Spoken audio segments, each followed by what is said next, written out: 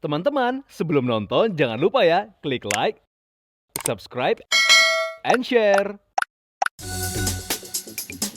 Pamirsa sugeng pinanggih malih kalian kula Sheila Oktarina, tentu mawon ing program kesayangan kita Pawartos Jawi Hono Coroko TV.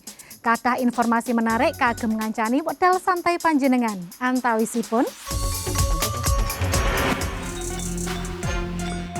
kathah dusun-dusun unik ingkang wonten ing donya.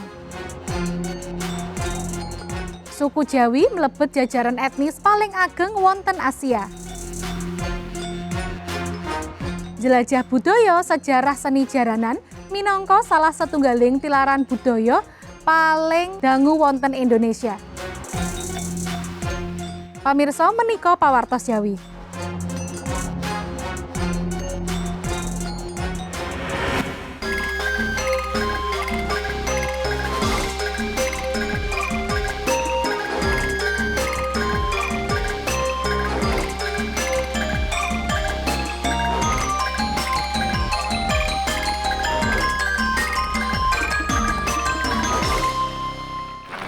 Pamirsa wekdal menika kita badhe mirsani saking keragaman nami dusun-dusun unik ingkang wonten ing donya. Inggih kasunyatanipun boten namung wonten ing Indonesia kemawon nggih. Ing donya ugi wonten kathah dusun ingkang kagungan asma ingkang unik lan sanget awis saestu. Kula dados penasaran pripun nggih. Salajengipun wonten informasi saking suku Jawi ingkang wartosipun mlebet ing jejeran salah satunggaling suku paling ageng wonten Asia.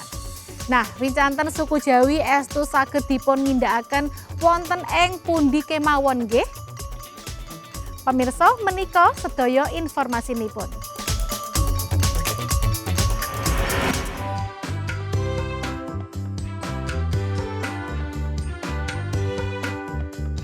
Para pamirsa ingkang gadhahi renaning arsitektur pembangunan, satunggaling kriya mesti benten-benten. Gumantung wonten ing papan dusun menika. Nanging kendala bab menika nyumbangaken keunikan ingkang bentenaken dusun-dusun wau saking dusun ing umumipun. Sapunika kathah dusun unik ing donya.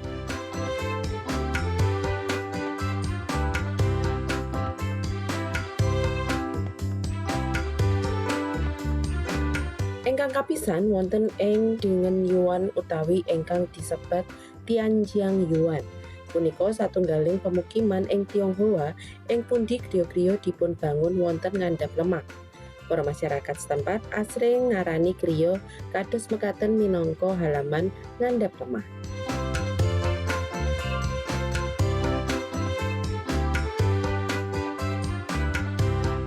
Bangunan menika sampun wonten wiwit sekawan ewu taun kepengker.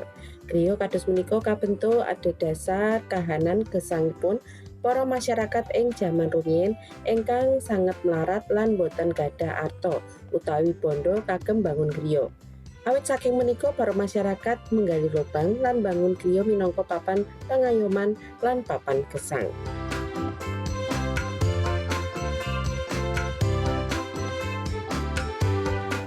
Sasampunipun menika wonten dusun Al-Hassah ing Al-Rustaq, Oman. Dusun menika gadhah keunikan geografis ingkang saestu ngumunaken. Dumunung wonten ing Wadi Bani Hani. Dusun menika misuwur kalian watu ageng ingkang nyolok ing tengah lemah ing paring pamanggih ikonis ingkang trespaken.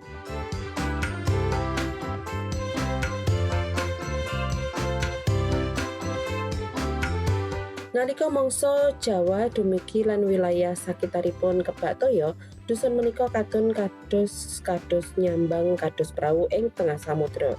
Daya tarik utami saking Al-Hassah menika griya-griya sejarahipun ingkang dipun bangun ing nginggil watu ageng menika.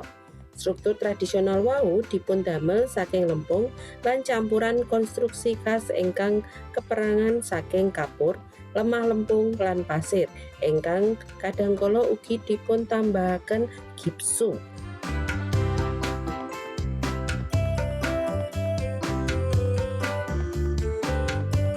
Sanesipun menika wonten ugi satunggaling dusun terpencil ing donya ingkang dumunung ing negari Inggris.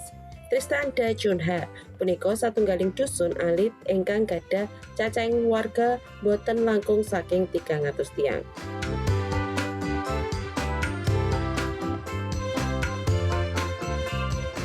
Amarga sanget terpencilipun, Tristan da Cunha boten gadah bandar udara utawi akses dalan sanesipun. Kagem ngunjungi pulau menika namung saged dipunlampahi lewat jalur segara lan punika ugi namung wonten sapisan saben taun.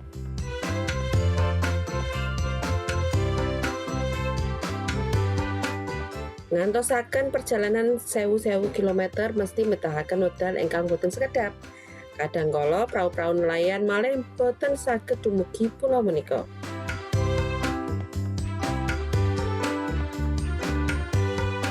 Dusun-dusun menika kados bukit satunggaling perpaduan antawis alam, sejarah lan arsitektur ingkang tasih sanget miwunaken ngantos menika. Lan nyebabaken saben dusunipun gadah daya tarik ingkang khas kagem narik tenaning para wisatawan.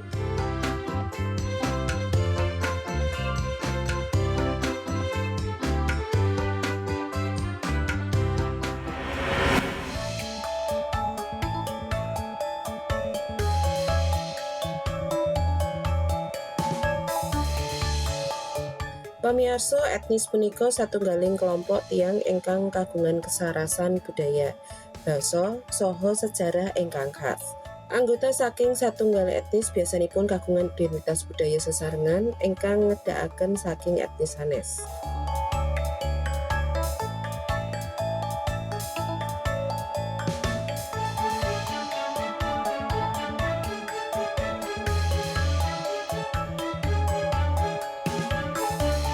Etnis Jawi ing Indonesia menika kagungan populasi paling ageng wonten ing Asia Tenggara saha dipunperang kirang langkung 300 kelompok etnis.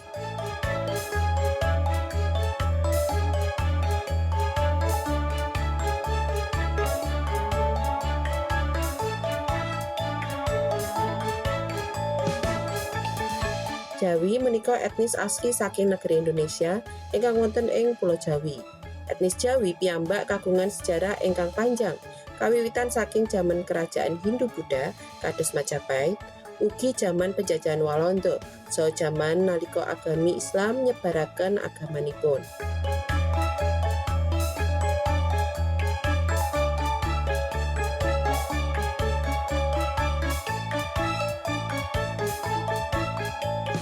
Perlu pamirsa mangertosi wonten ing tengah-tengah keperangan budaya ingkang sanget sugih wonten Asia, suku Jawi sampun ninggalaken jejak ingkang ageng sanget ing saendenging donya. Suku Jawi ingkang asalipun saking Pulau Jawi sapunika sampun mlebet jajaran etnis paling ageng wonten ing Asia. Kanthi langkung saking 100 yuta jiwa, suku punika boten namung dados salah satunggaling ingkang paling kathah, nanging ugi kagungan pangaribawa ingkang wonten ing sejarah, budaya saha perkembangan sosial wonten ing maneka panggenan donya.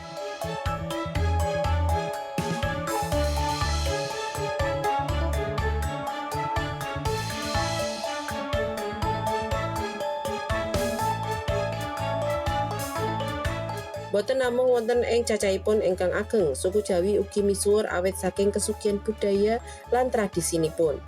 Basa Jawi kanthi aksara lan sastra ingkang saestu mendalam dados salah satunggaling warisan budaya ingkang terus dilestarekaken. Upacara adat kados mantenan, ruwatan dumugi festival seni lan tari, sedaya menika nggambaraken kados pundi raketipun gandengan antawisipun suku Jawi kaliyan kasugihan warisan para leluhur.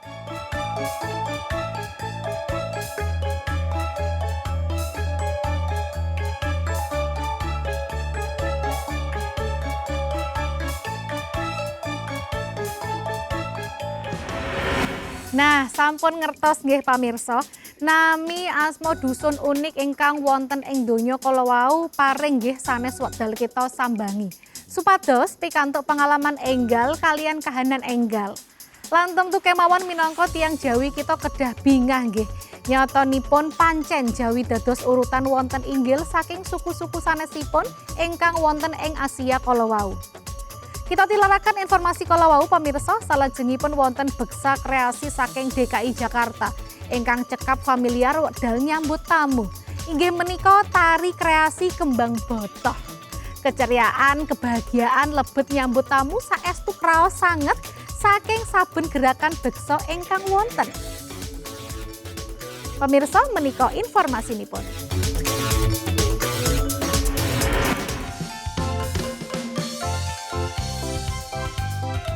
Pemirsa, kreasi beksan tradisional memang kathah dipunlaksanakaken dening sawetawis seniman tanah air. Ingkang salah satunggaling menika inggih menika beksan kembang botoh Betawi.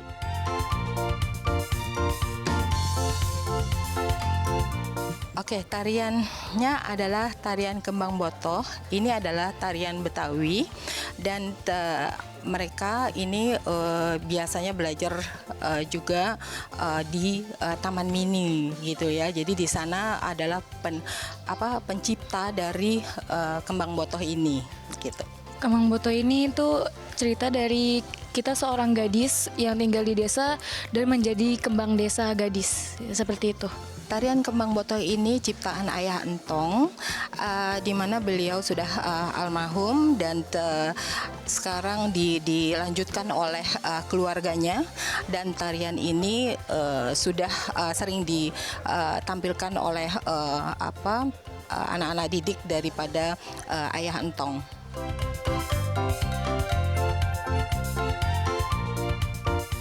Sami kados beksan Betawi ingkang umum ingkang tansah nampilaken kebingahan lan keramahan masyarakat Betawi, ing beksan menika mekaten ugi dibeksanaken dening sawetawis penari wanita.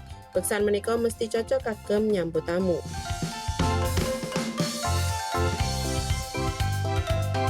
Melestariaken kebudayaan dhateng generasi enem mesti dados kewajiban sinten mawon.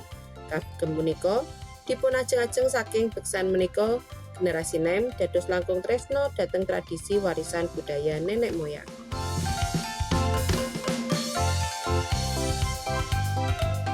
Oke, pada awalnya adalah di saat pandemi saya mendirikan garasi belajar. Awalnya adalah belajar, berikutnya adalah tari-tarian karena saya suka menari dan saya pikir juga adalah tempat untuk anak-anak berkreasi. Anak-anak berkreasi daripada mereka bermain tidak jelas gitu, lebih baik mereka datang ke tempat saya menari dan ya insya Allah kalau dengan menari mereka bisa meningkatkan dia agar mereka itu lebih percaya diri, dan juga menari juga bisa menghasilkan buat mereka untuk perekonomian mereka juga gitu. Nah, pamirsa, saking sinau beksa kita saged lho derek nglestantunaken kebudayaan ingkang wonten. Lan mugi beksa kreasi kembang botoh kala wau saged nambah kaweruh pamirsa nggih babagan seni lan budaya ingkang kita gadahi. Pamirsa, sasampunipun pawartos Jawi badhe wangsul malih kanthi informasi menarik sanesipun.